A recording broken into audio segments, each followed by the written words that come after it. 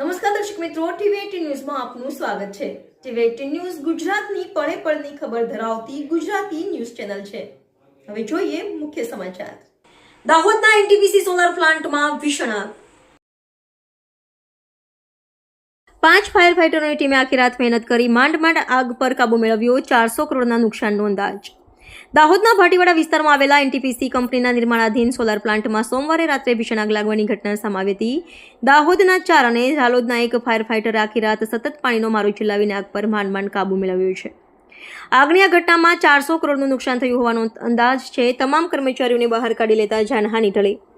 આગ લાગતાની સાથે જ દાહોદ ફાયર બ્રિગેડની ટીમ તાત્કાલિક ઘટના સ્થળે પહોંચી ગઈ હતી અને સિક્યુરિટી ગાર્ડ સહિતના તમામ કર્મચારીઓને સમયસર સલામત રીતે બહાર કાઢવામાં આવ્યા હતા। આથી કોઈ જાનહાનિ થઈ નથી। ઉચ્ચ અધિકારીઓ ઘટના સ્થળે દોડી ગયા। ઘટનાની ગંભીરતાને જોતા દાહોદના એસપી, ડીવાયએસપી અને મામલતદાર સહિતના અધિકારીઓ પણ ઘટના સ્થળે દોડી આવ્યા હતા। એસપીના માર્ગદર્શન હેઠળ પોલીસે વિસ્તારને સુરક્ષિત કરી ફાયર વિભાગને મદદ કરી હતી। 400 કરોડના નુકસાનનો અંદાજ। પ્રાથમિક અંદાજ મુજબ આગથી 400 કરોડ રૂપિયાનું નુકસાન થયું છે। મશીનરી અને સાધનોને ભારે નુકસાન થયું છે। આગનું ચોક્કસ કારણ હજુ જાણી શકાયું નથી। એનટીપીસી અને પોલીસ દ્વારા તપાસ શરૂ કરવામાં આવી છે। સ્થાનિક અર્થવ્યવસ્થા પર અસર પડવાની આશંકા।